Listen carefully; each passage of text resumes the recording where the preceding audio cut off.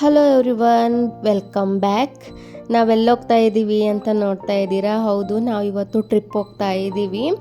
ಸಡನ್ನಾಗಿ ನಿನ್ನೆ ನೈಟೇ ಪ್ಲ್ಯಾನ್ ಆಗಿದ್ದು ಟ್ರಿಪ್ ಹೋಗಬೇಕು ಅಂತ ಹೇಳಿ. ಹಾಗಾಗಿ ಮೈಸೂರಿಗೆ ಹೋಗ್ತಾ ಇದ್ದೀವಿ ಇವತ್ತು.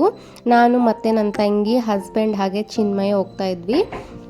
ಬೆಳಿಗ್ಗೆ 5 ಗಂಟೆಗೇ ಮನೇನ ಬಿಟ್ವಿ ನಾವು. ಯಾಕಂದರೆ ನೈಟೇ ಪ್ಲ್ಯಾನ್ ಮಾಡ್ಕೊಂಡಿದ್ವಿ ನಾವು. ಬೆಳಿಗ್ಗೆ ಬೇಗನೆ ಬಿಟ್ಟರೆ ಮಧ್ಯಾಹ್ನ ಅಷ್ಟೊತ್ತಿಗೆ ರೀಚ್ ಆಗಿಬಿಡ್ತೀವಿ ಅಂತ ಹೇಳಿ. ಹಾಗಾಗಿ ಬೆಳಿಗ್ಗೆ 5 ಗಂಟೆಗೆಲ್ಲ ಮನೇನೇ ಬಿಟ್ವಿ.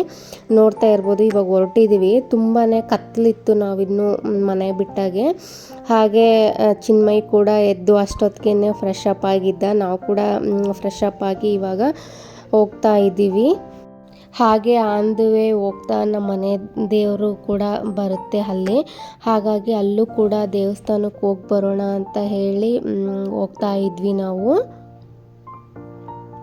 ಇನ್ನೂ ಫುಲ್ ಕತ್ಲಿತ್ತು ನಾವು ಮನೆ ಬಿಟ್ಟಾಗೆ. ಹಾಗೆ ನೋಡ್ತಾ ಇರ್ಬೋದು ನೀವು, ತುಂಬಾ ಕತ್ಲಿತ್ತು. ಸ್ವಲ್ಪ ನಾವು ಕೊಟ್ಟೂರೇಶ್ವರ, ನಮ್ಮ ಮನೆ ದೇವರು ಅಂದರೆ ಕೊಟ್ಟೂರು, ಅಲ್ಲಿಗೆ ಬರೋ ಅಷ್ಟರಲ್ಲಿ ಬೆಳಕಾಗಿತ್ತು. ಅಂದರೆ 6:30 ಆಗಿತ್ತು ನಾವು ಅಲ್ಲಿಗೆ ಬರೋ ಅಷ್ಟರಲ್ಲಿ.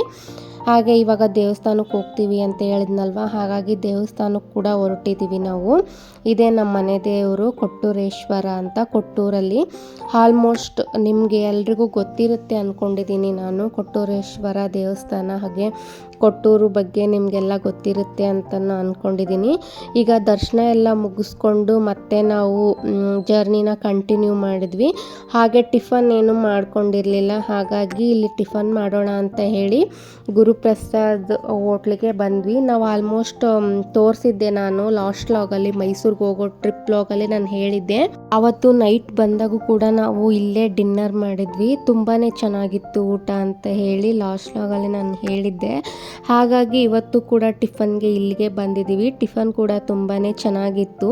ಹಾಗೆ ಇವತ್ತು ಅನ್ಎಕ್ಸ್ಪೆಕ್ಟೆಡ್ ಆಗಿ ಇಬ್ಬರು ಕೂಡ ಸೇಮ್ ಕಲರ್ ಟಿ ಶರ್ಟ್ನೇ ಹಾಕ್ಕೊಂಡಿದ್ವಿ. ಹಾಗೆ ಚಿನ್ಮಯ್ಗೂ ಕೂಡ ನಾವಿಬ್ಬರು ಸೇಮ್ ಹಾಕ್ಕೊಂಡಿದ್ದೀವಿ ಅಂತ ಹೇಳಿ ಅವನಿಗೂ ಕೂಡ ಅದೇ ಕಲರ್ ಬ್ಲೂ ಕಲರ್ ಟಿ ಶರ್ಟ್ನ ಹಾಕಿದ್ವಿ. ಇದು ನಾವು ಪ್ಲ್ಯಾನ್ ಮಾಡಿಕೊಂಡು ಹಾಕ್ಕೊಂಡಿರೋದೇನಲ್ಲ. ಯಾವ ಥರ ಅಂದರೆ, ನಾನು ಫಸ್ಟು ಬ್ಲೂ ಕಲರ್ ಟಿ ಶರ್ಟ್ನ ಹಾಕ್ಕೊಂಡಿದ್ದೆ. ಹಾಗೆ ಹಸ್ಬೆಂಡ್ ಕೂಡ ಸೇಮ್ ಕಲರ್ ಟಿ ಶರ್ಟ್ನೇ ಹಾಕ್ಕೊಂಡಿದ್ರು. ಇನ್ನು ನಾವಿಬ್ಬರು ಸೇಮ್ ಕಲರ್ ಟಿ ಶರ್ಟ್ನೇ ಹಾಕ್ಕೊಂಡಿದ್ದೀವಿ ಅಂತ ಹೇಳಿ ಅವನಿಗೂ ಕೂಡ ಸೇಮ್ ಕಲರ್ ಟಿ ಶರ್ಟ್ನೇ ಹಾಕಿದ್ವಿ. ಅಂದರೆ ಬ್ಲೂ ಕಲರ್ ಟಿ ಶರ್ಟ್ನೇ ಹಾಕಿದ್ವಿ. ನಾವು ಯಾವತ್ತೂ ಈ ರೀತಿ ಮ್ಯಾಚ್ ಮಾಡಿ ಡ್ರೆಸ್ ಹಾಕ್ಕೊಂಡೇ ಇಲ್ಲ, ಇದೇ ಫಸ್ಟು. ಅದು ಅನ್ಎಕ್ಸ್ಪೆಕ್ಟೆಡಾಗಿ ಹಾಕ್ಕೊಂಡಿರೋದು ತುಂಬಾ ಖುಷಿ ಅನ್ನಿಸ್ತಾ ಇತ್ತು. ಹಾಗೆ ಟಿಫನ್ನೆಲ್ಲ ಮುಗಿಸ್ಕೊಂಡು ಇವಾಗ ಮೈಸೂರು ಕಡೆ ಹೊರಟ್ವಿ. ಹಾಗೆ ಮೈಸೂರನ್ನು ಕೂಡ ರೀಚ್ ಆದ್ವಿ. ಅಲ್ಲೆಲ್ಲ ವೀಡಿಯೋ ಮಾಡ್ಕೊಳಕ್ಕಾಗಲಿಲ್ಲ, ಯಾವುದೋ ಸಮಾವೇಶ ಇದೆ ಅಂತ ಹೇಳಿ ಫುಲ್ಲು ಕ್ರೌಡ್ ಆಗಿಬಿಟ್ಟಿತ್ತು ರೋಡೆಲ್ಲ. ಹಾಗಾಗಿ ಈಗ ನಮ್ಮ ಅಂಕಲ್ ಮನೆಗೂ ಕೂಡ ಹೋಗ್ತಾ ಇದ್ದೀವಿ. ಮೈಸೂರಲ್ಲಿ ನಮ್ಮ ಅಂಕಲ್ ಇದ್ದಾರೆ, ಅಂದರೆ ನಮ್ಮ ಹಸ್ಬೆಂಡ್ ಅವರ ಚಿಕ್ಕಪ್ಪ ಚಿಕ್ಕಮ್ಮ ಮೈಸೂರಲ್ಲೇ ಇರೋದು. ಹಾಗಾಗಿ ಅವ್ರ ಮನೆಗೂ ಕೂಡ ಹೊರಟ್ವಿ. ನನ್ನ ಹಸ್ಬೆಂಡ್ಗೇನೋ ಕೆಲಸ ಇತ್ತು ಅಂತ ಅವರು ಹೊರಗೆ ಹೋಗಿ ನೈಟ್ ಆಗಿತ್ತು ಬಂದಾಗ. ಇವಾಗ ಹಸ್ಬೆಂಡ್ ಅವರ ಚಿಕ್ಕಪ್ಪ ಚಿಕ್ಕಮ್ಮನ ಮನೇಲಿದ್ವಿ ಅಂತ ಹೇಳಿದ್ನಲ್ಲ, ನೈಟ್ ಆಗಿತ್ತು. ಅಲ್ಲೇ ಊಟ ಕೂಡ ಮಾಡಿಕೊಂಡು ಅಲ್ಲೇ ಮಲ್ಕೊಂಡ್ವಿ. ಹಾಗೆ ಬೆಳಗಿನ ಜಾವ ಎಲ್ಲಿಗೆ ಹೋಗೋದು ಅಂತ ಹೇಳಿ ಮಾತಾಡ್ಕೊಳ್ತಾ ಇದ್ವಿ. ಇದು ನೆಕ್ಸ್ಟ್ ಡೇ ಮಾರ್ನಿಂಗು ಸುಮಾರು 10:30 ಅಷ್ಟರಲ್ಲಿ ನಾವು ಹಿಮದ್ ಗೋಪಾಲ ಸ್ವಾಮಿ ಬೆಟ್ಟಕ್ಕೆ ಬಂದಿದ್ದೀವಿ. ಇಲ್ಲಿ ವೆದರ್ ಎಲ್ಲ ಹಾಗೆ ನೇಚರ್ ಕೂಡ ತುಂಬಾ ಚೆನ್ನಾಗಿರುತ್ತೆ ಅಂತ ನನ್ನ ತಂಗಿ ನಿನ್ನೆ ನೈಟೇ ಹೇಳಿದ್ಲು. ಇಲ್ಲಿಗೆ ಹೋಗೋಣ ಚೆನ್ನಾಗಿರುತ್ತೆ ಅಂತ ಹೇಳಿ ಅವಳು ಕೂಡ 1-2 ಸಾರಿ ವಿಸಿಟ್ ಮಾಡಿದ್ಲಂತೆ ಈ ಪ್ಲೇಸಿಗೆ. ಹಾಗಾಗಿ ನಾವು ಕೂಡ ಇಲ್ಲಿ ಚೆನ್ನಾಗಿರುತ್ತೆ ಅಂತ ಅವಳು ಹೇಳಿದ್ಲಲ್ವ, ಹಾಗಾಗಿ ಇಲ್ಲಿ ನೋಡ್ಕೊಂಡು ಹೋಗೋಣ ಅಂತ ಬಂದಿದ್ವಿ. ಇಲ್ಲಿ ಒಂದು ಹಂತದವರೆಗೂ ಕಾರ್ನ ಬಿಟ್ಟರು. ಅಲ್ಲಿಂದ ಈ ಥರ ಬೆಟ್ಟಕ್ಕೆ ಹೋಗೋದಕ್ಕೆ KSRTC ಬಸ್, ಗೌರ್ಮೆಂಟ್ ಬಸ್ನು ಕೂಡ ಇಲ್ಲಿದ್ವು. ಇಲ್ಲಿಂದಾನೇ ಬೆಟ್ಟಕ್ಕೆ ನಾವು ಬಸ್ಸಲ್ಲಿ ಹೋಗಬೇಕು. ಇಲ್ಲೆಲ್ಲ ಪ್ರೈವೇಟ್ ವೆಹಿಕಲ್ಸಿಂದ ಹೋಗೋಕ್ಕೆ ಅವಕಾಶ ಇಲ್ಲ. ಈ ರೀತಿ ಗೌರ್ಮೆಂಟ್ ಬಸ್ಸಲ್ಲೇ ಹೋಗಬೇಕು, ಅದೇ ಇಲ್ಲಿನ ರೂಲ್ಸು. ಹಾಗೆ ಇವಾಗ ನಾನು, ನನ್ನ ತಂಗಿ, ಹಾಗೆ ಅಂಕಲ್, ಆಂಟಿ, ಇನ್ನು ಹಸ್ಬೆಂಡು, ಪಾಪು ಎಲ್ಲರೂ ಕೂಡ ಹೊರಟ್ವಿ ನಾವು. ಹಾಗೆ ತುಂಬಾ ರಶ್ ಇತ್ತು ಬಸ್ ಕೂಡ. ಯಾಕಂದರೆ ಸಂಡೇ ಆಗಿರೋದ್ರಿಂದ ಎಲ್ಲರೂ ಕೂಡ ಪ್ಲೇಸ್ನ ವಿಸಿಟ್ ಮಾಡೋಕ್ಕೆ ಬಂದಿದ್ದರು. ನೋಡ್ತಾ ಇರ್ಬೋದು ನೀವು, ನಾನು ಆವಾಗಲೇ ಹೇಳಿರೋ ಹಾಗೆ ಇಲ್ಲಿ ಎಷ್ಟು ಚೆನ್ನಾಗಿದೆ ನೇಚರ್ ಅಂತ ಹೇಳಿ. ಎಷ್ಟು ದೂರ ನೋಡಿದರೂ ಕೂಡ ಗುಡ್ಡನೇ ಕಾಣಿಸ್ತಾ ಇರುತ್ತೆ, ಹಾಗೆ ಬೆಟ್ಟನೇ ಕಾಣಿಸ್ತಾ ಇರುತ್ತೆ. ಫುಲ್ಲು ಫಾರೆಸ್ಟ್ ಇದು. ಇಲ್ಲಿ ಮೇಲ್ಗಡೆ ದೇವಸ್ಥಾನ ಇದೆ. ತುಂಬಾ ಚೆನ್ನಾಗಿತ್ತು ವೆದರ್ ಅಂತೂ ನಾವು ಕೂಡ ತುಂಬಾ ಎಂಜಾಯ್ ಮಾಡಿದ್ವಿ.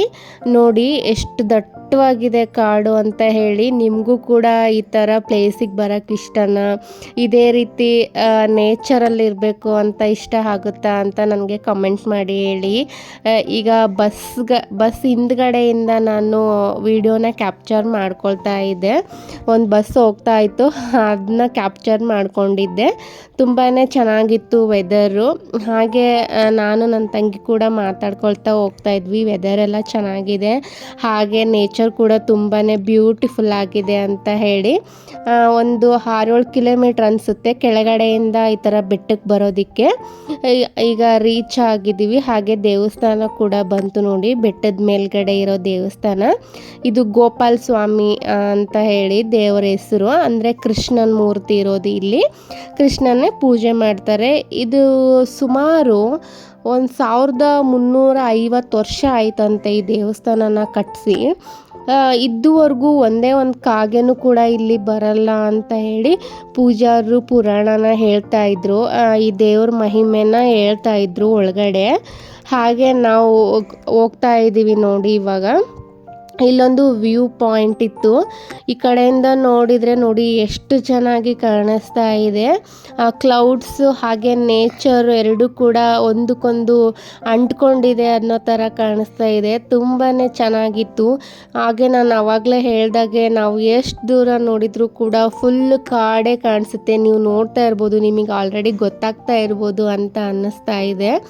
ನೇಚರ್ ಈಸ್ ಬ್ಯೂಟಿಫುಲ್ ಅಂತ ಹೇಳ್ತಾರಲ್ವ, ಹಾಗೆ ಪ್ರಕೃತಿ ಮುಂದೆ ಯಾವುದೂ ಇಲ್ಲ ಬಿಡಿ ಅಲ್ವಾ. ಹಾಗೆ ಎಲ್ಲರೂ ಕೂಡ ವ್ಯೂ ಪಾಯಿಂಟ್ ಹತ್ರ ನಿಂತ್ಕೊಂಡು ನೋಡ್ಕೊಂಡಿದ್ದಾದಮೇಲೆ ಇವಾಗ ನಾವು ಕೂಡ ದೇವಸ್ಥಾನದ ಕಡೆ ಹೊರಟಿವಿ, ಅಂದರೆ ಗರ್ಭಗುಡಿ ಕಡೆ ಹೊರಟಿವಿ, ಒಳಗಡೆ ಹೋಗ್ತಾ ಇದ್ದೀವಿ. ಇಲ್ಲಿ ನನ್ನ ತಂಗಿನ ಕರಿತಾ ಇದ್ದೆ, ಅವಳು ಬಾಬಾ ಅಂದರೆ ಸುಮ್ಮನೆ ನೇಚರ್ ನೋಡ್ಕೊತ ನಿಂತ್ಕೊಂಡಿದ್ಲು. ಆ ವಿಡಿಯೋ ಕ್ಲಿಪ್ಪಿಂಗ್ನು ಕೂಡ ಇದ್ರಾಗೆ ಸ್ವಲ್ಪ ಹ್ಯಾಡ್ ಮಾಡಿದ್ದೀನಿ. ಹಾಗೆ ಇನ್ನು ಆಂಟಿ ಮತ್ತು ಹಸ್ಬೆಂಡ್ ಕೂಡ ಕೂತ್ಕೊಂಡು ಮಾತಾಡ್ಕೊಳ್ತಾ ಇದ್ದರು. ಒಂದು ಫೋಟೋ ತೆಗಿ ಅಂತ ಹೇಳ್ತಿದ್ರು. ಅವ್ರಿಗೆ ಫೋಟೋ ತೆಗಿತಾನೆ ನಾನು ಸ್ವಲ್ಪ ವಿಡಿಯೋನ ಕ್ಯಾಪ್ಚರ್ ಮಾಡಿಕೊಂಡೆ. ಈಗ ಇವರು ಅಂಕಲ್ ಮತ್ತು ಆಂಟಿ ಕೂಡ ಒಳಗಡೆ ಹೋಗ್ತಾ ಇದ್ದಾರೆ. ನೋಡಿ ಆರ್ಚ್ ಎಷ್ಟು ದೊಡ್ಡದಾಗಿದೆ, ತುಂಬಾ ಚೆನ್ನಾಗಿದೆ. ಹಾಗೆ ಇನ್ನು ಒಳಗಡೆ ಹೋಗ್ತಾ ಇದ್ದೀವಿ ದೇವಸ್ಥಾನದೊಳಗಡೆ. ಇದು ಎಷ್ಟು ದೊಡ್ಡದಿದೆ ಅಂದರೆ ದೇವಸ್ಥಾನ ತುಂಬಾ ದೊಡ್ಡದಿದೆ. ಹಾಗೆ ಒಳಗಡೆ ಎಲ್ಲ ವೀಡಿಯೋ ಮಾಡ್ಕೊಳ್ಳೋಕ್ಕೆ ಅಲೋ ಇರಲಿಲ್ಲ ಅಂತೇಳಿ ವೀಡಿಯೋ ಮಾಡ್ಕೊಳ್ಳೋಕ್ಕಾಗಲಿಲ್ಲ. ಇನ್ನು ಹೊರಗಡೆ ಬಂದಮೇಲೆ ಪ್ರಸಾದ ಕೂಡ ತೊಗೊಂಡ್ವಿ. ಇಲ್ಲೇ ಪ್ರಸಾದನೂ ಕೂಡ ಕೊಡ್ತಾರೆ. ಬಿಸಿಬೇಳೆಭಾತ್ ಹಾಗೆ ಪಾಯಸನ ಕೊಟ್ಟಿದ್ರು. ಪ್ರಸಾದ ಅಂತೂ ತುಂಬಾ ಚೆನ್ನಾಗಿತ್ತು. ಇಲ್ಲೂ ಕೂಡ ಯಾವ ಕಡೆ ನೋಡಿದ್ರೂ ಕೂಡ ಫುಲ್ ನೇಚರ್, ಸುತ್ತಮುತ್ತ ಎಲ್ಲ ನೇಚರ್. ಹಾಗೆ ದೇವಸ್ಥಾನದಲ್ಲಿ ಕೂಡ ಈ ಥರ ಕಟ್ಟೆನ ಕಟ್ಟಿದ್ರು, ಅಲ್ಲಿ ಕೂತ್ಕೊಂಡು ನಾವು ಊಟ ಎಲ್ಲ ಮುಗಿಸ್ಕೊಳ್ತಾ ಇದ್ವಿ.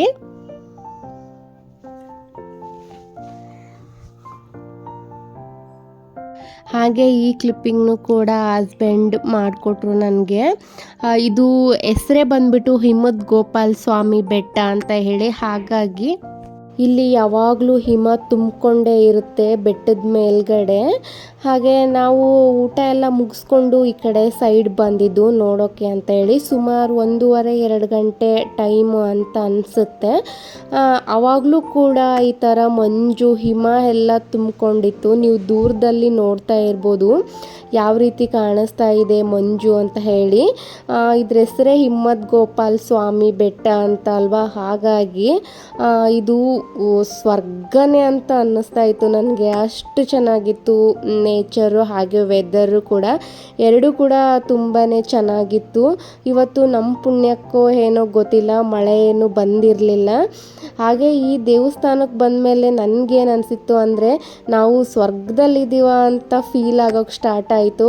ಆ ರೀತಿ ವೆದರ್ ಎಲ್ಲ ಇತ್ತು. ಹಾಗೆ ನೇಚರು ಕೂಡ ಹಾಗೆ ಇತ್ತು. ಹಾಗಾಗಿ ಇಲ್ಲಿ ಫೋಟೋಸ್ ತೆಗೆಸ್ಕೊಳ್ಳೋಣ ಅಂತ ಹೇಳಿ ನಾನು ಹಾಗೆ ಪಾಪು, ನನ್ನ ತಂಗಿ ಎಲ್ಲರೂ ಕೂಡ ಫ್ಯಾಮಿಲಿ ಫೋಟೋಸ್ನ ತೆಗೆಸ್ಕೊಳ್ತಾ ಇದ್ವಿ. ಇವ್ರು ಯಾರು ಅಂತ ಗೊತ್ತಾ ನಿಮಗೆ? ನಾನು ಲಾಸ್ಟಲ್ಲೇ ಹೇಳ್ದಾಗೆ ನಮ್ಮ ಹಸ್ಬೆಂಡ್ ಅವರ ಚಿಕ್ಕಪ್ಪ ಚಿಕ್ಕಮ್ಮ ಇವರು. ತುಂಬಾ ಕ್ಯೂಟ್. ನನಗಂತೂ ತುಂಬಾ ಇಷ್ಟ ಇವರಂದರೆ. ನಾವು ಇವ್ರ ಮನೆಯಲ್ಲೇ ಉಳ್ಕೊಂಡಿದ್ದು. ಹಾಗೆ ಸ್ವಲ್ಪ ಫೋಟೋಸ್ ಎಲ್ಲ ತಕ್ಕೊಂಡಾದ್ಮೇಲೆ ಸ್ವಲ್ಪ ಹೊತ್ತು ಅಲ್ಲೇ ಟೈಮ್ ಸ್ಪೆಂಡ್ ಮಾಡಿ ಇವಾಗ ವಾಪಸ್ ಬಸ್ಸಲ್ಲೇ ಬಂದ್ವಿ ಮತ್ತೆ ನಮ್ಮ ಕಾರ್ ಹತ್ರ. ಇವಾಗ ಕಾರ್ ತೊಗೊಂಡು ನಾವು ಕೂಡ ನಂಜುಂಡಸ್ವಾಮಿ ದೇವಸ್ಥಾನಕ್ಕೆ ಹೋಗಬೇಕು ಅಂತ ಹೇಳಿ ರಿಟರ್ನ್ ನಂಜುಂಡೇಶ್ವರನಿಗೆ ಹೋಗ್ತಾ ಇದ್ದೀವಿ ಇವಾಗ. ಈಗ ನಂಜುಂಡೇಶ್ವರ ಸ್ವಾಮಿ ಟೆಂಪಲ್ಗೂ ಕೂಡ ನಾವು ರೀಚ್ ಆದ್ವಿ, ಅಂದರೆ ನಂಜನಗೂಡಿಗೂ ಕೂಡ ರೀಚ್ ಆಗಿ ಇಲ್ಲಿ ದೇವಸ್ಥಾನಕ್ಕೂ ಕೂಡ ಬಂದಿದ್ವಿ. ನಾವು ಮೈಸೂರಲ್ಲಿದ್ದಾಗ ಸುಮಾರು ಸಾರಿ ಈ ದೇವಸ್ಥಾನಕ್ಕೆ ಬಂದಿದ್ವಿ. ಹಾಗೆ ಇವತ್ತು ಅಂಕಲ್ ಆಂಟಿ ಕೂಡ ಇದ್ರಲ್ವ, ಹೋಗಿ ನೋಡ್ಕೊಂಡು ಬರೋಣ, ಹಾಗೆ ನಿಯರ್ ಇದ್ದೀವಿ ನಾವು ದೇವಸ್ಥಾನಕ್ಕೆ ಅಂತ ಹೇಳಿ ದೇವಸ್ಥಾನಕ್ಕೂ ಕೂಡ ಬಂದಿದ್ವಿ. ಇನ್ನು ದೇವಸ್ಥಾನ ಅಂತೂ ನೀವು ನೋಡಿರ್ಬೋದು, ನೋಡದೇ ಇರೋರು ಕೂಡ ಈ ಲಾಗಲ್ಲಿ ದೇವಸ್ಥಾನನ ನೋಡ್ಬೋದು. ಇದನ್ನು ಕಂಪ್ಲೀಟಾಗಿ ಶೂಟ್ ಮಾಡ್ಕೊಳ್ಳೋದಕ್ಕೆ ಆಗಲ್ಲ, ಯಾಕಂದರೆ ತುಂಬಾ ದೊಡ್ಡದಿದೆ ದೇವಸ್ಥಾನ. ಹಾಗೆ ಇಡೀ ದೇವಸ್ಥಾನನೂ ಕೂಡ ಕಲ್ಲಿಂದನೇ ಮಾಡಿದ್ದಾರೆ, ತುಂಬಾ ಚೆನ್ನಾಗಿದೆ. ಇನ್ನು ಚಿನ್ಮಯಿಗೆ ಮಂಕಿ ಅಂದರೆ ತುಂಬ ಭಯ. ಇಲ್ಲೆಲ್ಲ ಮಂಕಿ ಜಾಸ್ತಿ ಇತ್ತು ಅಂತ ಹೇಳಿ ಅವನಿಗೆ ರೇಗಿಸ್ತಾ ಇದ್ದೆ, ಕರ್ಕೊಂಡೋಗು ಮಂಕಿ ಇವನನ್ನ ಅಂತ ಹೇಳಿ ರೇಗಿಸ್ತಾ ಇದ್ದೆ. ಹಾಗೆ ಹಸ್ಬೆಂಡ್ ಕೂಡ ಇವಳನ್ನೇ ಕರ್ಕೊಂಡೋಗು ಮಂಕಿ ಅಂತ ಹೇಳಿ ನನ್ನನ್ನು ಕೂಡ ತಳ್ಕೊಂಡು ಮಂಕಿ ಹತ್ರ ಕರ್ಕೊಂಡು ಹೋಗ್ತಾ ಇದ್ರು. ಹಾಗೆ ಇಲ್ಲಿ ತುಂಬಾ ಮಂಕಿಗಳಿರುತ್ತೆ, ಅಂದರೆ ಮಂಗಗಳಿರುತ್ತೆ ಇಲ್ಲಿ. ದೇವರಿಗೆ ಅಂತ ಹೇಳಿ ಕಾಯಿ ಹಾಗೆ ಹಣ್ಣೆಲ್ಲ ತಂದಿರ್ತಾರಲ್ವ, ಅವನ್ನೆಲ್ಲ ಇಸ್ಕೊಂಡು ತಿಂತಾನೆ ಇರುತ್ತೆ. ಕೈಯನ್ನು ಚೀಲನೇ ಕಸ್ಕೊಂಡ್ಬಿಡುತ್ತವೆ ಇವು. ಇಲ್ಲಿ ನೋಡ್ತಾ ಇರ್ಬೋದು, ಡಸ್ಟ್ಬಿನ್ನಲ್ಲಿ ಒಂದಷ್ಟು ಕಾಯಿಗಳನ್ನ ಹಾಕಿದ್ರು, ಅವನು ಕೂಡ ಬಿಡ್ತಾ ಇಲ್ಲ, ಡಸ್ಟ್ಬಿನ್ನೇ ಕೆಳಗಡೆ ಬೀಳಿಸ್ಕೊಂಡು ತಿಂತಾ ಇದ್ವು. ಹಾಗೆ ಅದೆಲ್ಲ ನೋಡ್ಕೊಂಡಾದ್ಮೇಲೆ ದೇವಸ್ಥಾನದ ಒಳಗಡೆನೂ ಕೂಡ ಹೋಗ್ತಾ ಇದ್ವಿ. ನಾನು ನನ್ನ ಹಸ್ಬೆಂಡು ಹಾಗೆ ಪಾಪು ಇಬ್ಬರು ಕೂಡ ಮಾತಾಡಿಕೊಂಡು ಹೋಗ್ತಾ ಇದ್ವಿ. ನೋಡ್ತಾ ಇರ್ಬೋದು, ನಾನು ಆವಾಗಲೇ ಹೇಳಿದ್ನಲ್ವ, ಇಡೀ ದೇವಸ್ಥಾನನೇ ಕಲ್ಲಿಂದ ಕಟ್ಟಿಸಿದ್ದಾರೆ ಆವಾಗಿನ ಕಾಲದಲ್ಲೇ ಅಂತ ಹೇಳಿ. ಇವಾಗ ಒಂದು ಸಣ್ಣ ಗರ್ಭಗುಡಿನ ಕಟ್ಸೋಕ್ಕೆ ನಾವು ಎಷ್ಟೊಂದು ದಿನ ಟೈಮ್ ತೊಗೊಳ್ತೀವಿ. ಈ ಥರ ದೊಡ್ಡ ದೇವಸ್ಥಾನನ ಅವಾಗೆಲ್ಲ ಕಲ್ಲಿಂದ ಹೇಗೆ ಕಟ್ಟಿರ್ಬೋದು. ಹಾಗೆ ಈ ದೇವಸ್ಥಾನ ಕೂಡ ತುಂಬ ಪ್ರಶಾಂತವಾಗಿತ್ತು, ಇನ್ನು ತಣ್ಣಗೆ ಅನ್ನಿಸ್ತಾ ಇತ್ತು ದೇವಸ್ಥಾನದೊಳಗಡೆ ಬಂದ ತಕ್ಷಣ. ತುಂಬಾ ಚೆನ್ನಾಗಿ ಕಟ್ಟಿಸಿದ್ದಾರೆ. ಹಾಗೆ ದೇವಸ್ಥಾನ ಕೂಡ ಎಲ್ಲ ನೋಡಿಕೊಂಡು ಇನ್ನು ದೇವರ ದರ್ಶನ ಎಲ್ಲ ಮಾಡಿಕೊಂಡು ಸ್ವಲ್ಪ ಹೊತ್ತು ಅಲ್ಲೇ ಕೂತ್ಕೊಂಡು ಒಂದು 6 ಗಂಟೆ ಅಷ್ಟೊತ್ತಿಗೆ ನಾವು ಮತ್ತೆ ಮನೆ ಕಡೆ ಹೊರಟ್ವಿ. ಹಾಗೆ ಈ ಲಾಗ್ ಯಾರಿಗೆಲ್ಲ ಇಷ್ಟ ಆಗಿದೆಯೋ ಅವರೆಲ್ಲ ಕಮೆಂಟ್ ಮಾಡಿ, ಹಾಗೆ ವಿಡಿಯೋಗೆ ಲೈಕ್ ಕೊಡಿ, ಶೇರ್ ಮಾಡಿ, ಹಾಗೆ ಸಬ್ಸ್ಕ್ರೈಬ್ ಮಾಡೋದನ್ನು ಮರಿಬೇಡಿ. Thank you all.